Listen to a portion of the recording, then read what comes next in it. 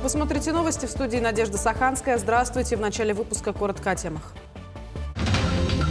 Контроль качества выходит на новый уровень. В АМГе состоялась масштабная встреча молокосдатчиков всех форм собственности.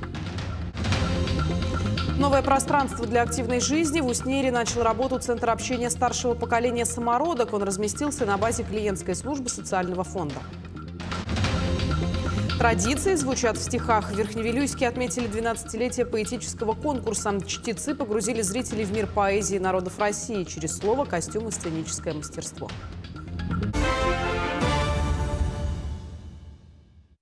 В Нюрбе состоялось выездное заседание Комитета Госсобрания ЛТУМЭН. Депутаты детально разобрали итоги тарифного регулирования на 2026, уделив особое внимание ситуации с электроотоплением в Сунтарском и Нюрбинском районах. По данным Госкомцен, в 1500 случаев выявлено превышение потребления электроэнергии. При этом граждане подали всего 78 заявлений в межведомственную комиссию с просьбой проверить начисления.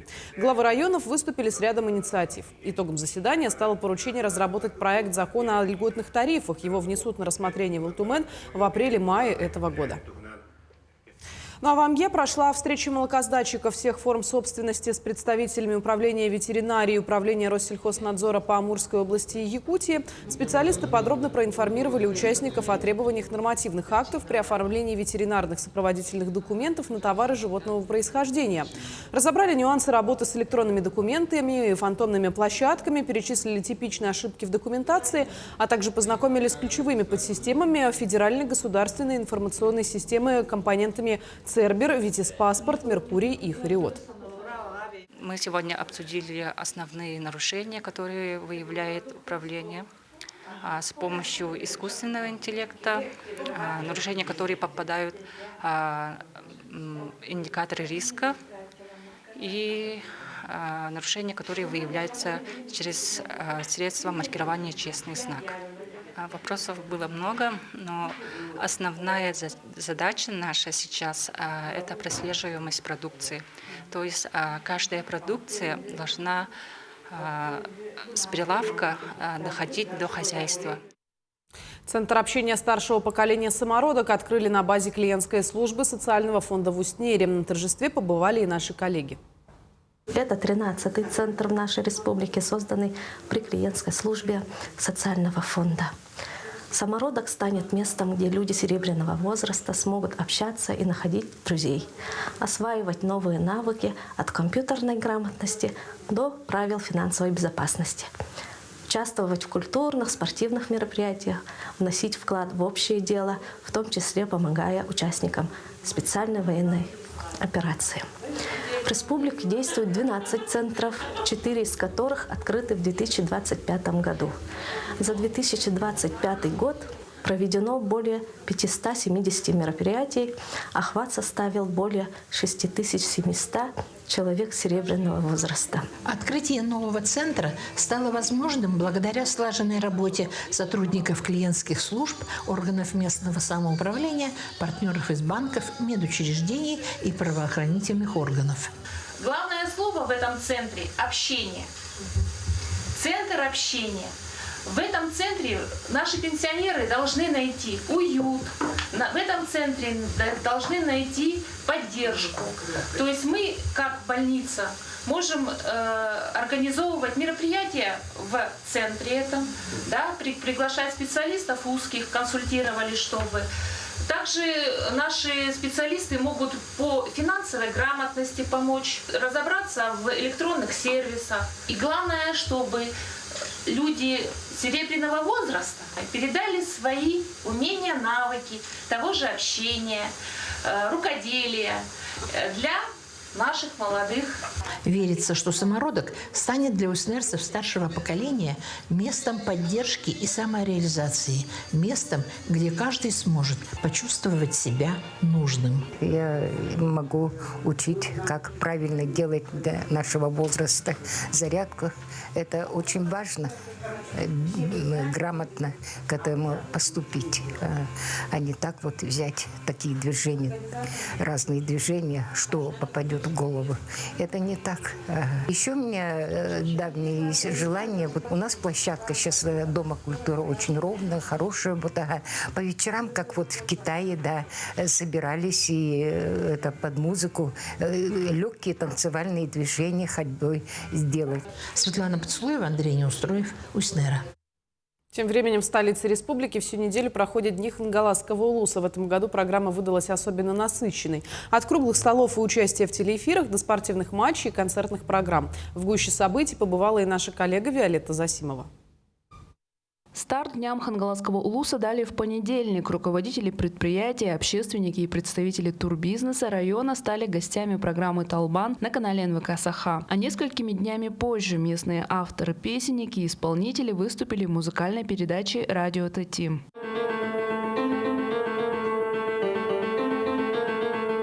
Не отставали от взрослых и дети. Воспитанники школ искусств района выступили прямо в Национальном художественном музее в окружении ценнейших экспонатов якутской живописи.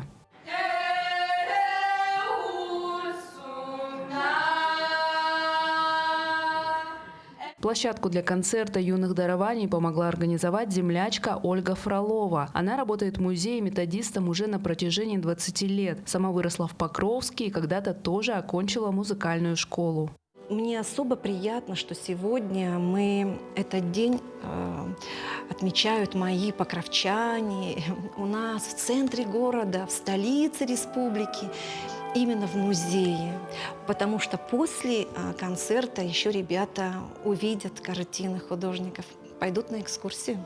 Внимание в эти дни уделили и истории. В Якутской городской национальной гимназии прошли лекции о наследии Ильи Шадрина. Уроженец села Синск, известный как грамотный кангаласский князец, на рубеже 18 и 19 веков добрался до Санкт-Петербурга к императору Павлу I и добился открытия первой в истории России школы для якутских детей. Подробнее об этом в своей новой книге рассказала краевед и потомок исторического деятеля Галина Шадрина. Она же выступила главным спикером на лекциях.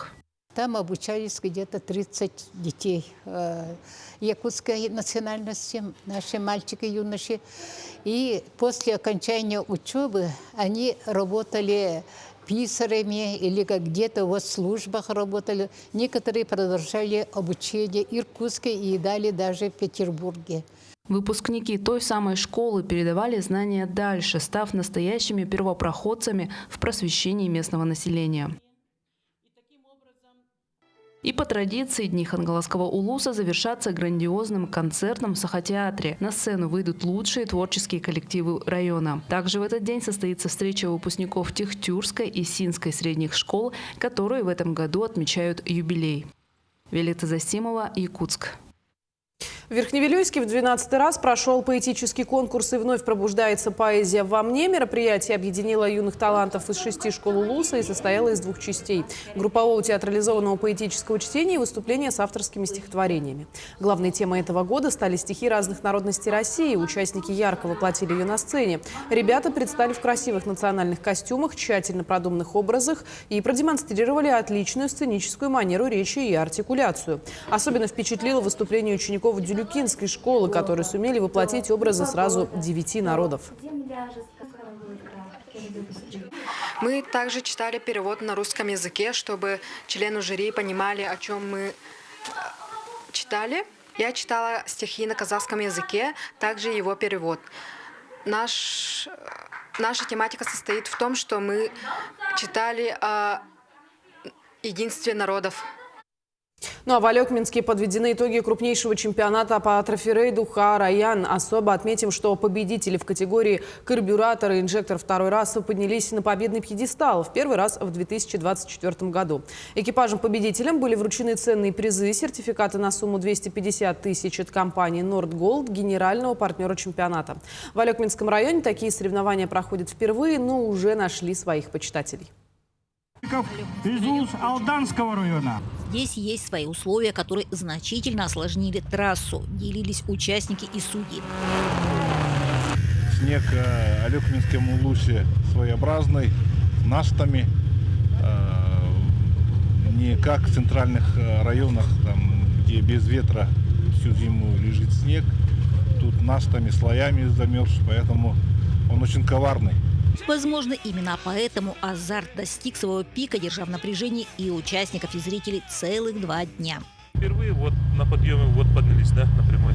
Такого раньше не было, просто напрямую мы и на льду было.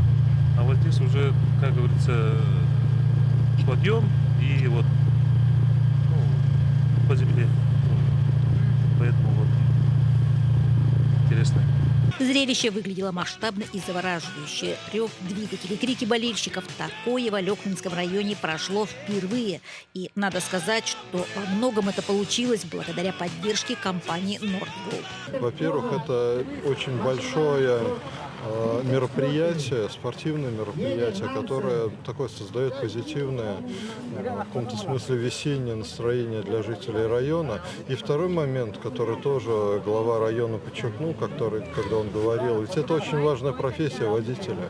Чем больше людей будут видеть мастерство водителей, мастерство тех, кто крутит баранку, тем больше людей будут, скажем так, осваивать не самые простые водительские навыки, особенно в условиях бездорожья. И то есть это соревнования, которые в буквальном смысле помогают создавать, скажем так, правильный какой-то настрой, позволяя делать так, чтобы больше молодых людей, или может быть не только молодых людей, садились за руль, осваивали водительское мастерство и в этом смысле становились очень полезными для республики, для страны. В район прибыло более 50 экипажей из 12 районов республики. Среди них новички и те, кто уже не первый год покоряет трассы. К слову, среди победителей семейная пара из Намского улуса и нюрбинцы. Наш чемпионат прошел и стал очень историческим, потому что Андрей Васильев из Нюрбы и Николай Сивцев из Намского улуса стали двукратными чемпионами республики. Они стояли в 1924 году в селе Тунгулю на пьедестале чемпионов. А вот ныне, год спустя, уже стали двукратными чемпионами республики. Оба. Отметим, что уже в первый день супружеской паре удалось зайти на заснеженный склон. Интересно было проходить вот трассу экстрим? Ага, интересно было. Тут подъем еще был. Да. Первый раз такой у нас. Поэтому интересно было. Ну, вчера вот на этом первый заняли. А на этот драк шестой, что ли, шестой поход. А тут первые? Ага.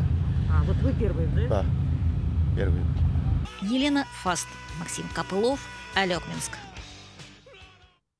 Это были все новости к этому часу. До встречи в итоговом выпуске новостей.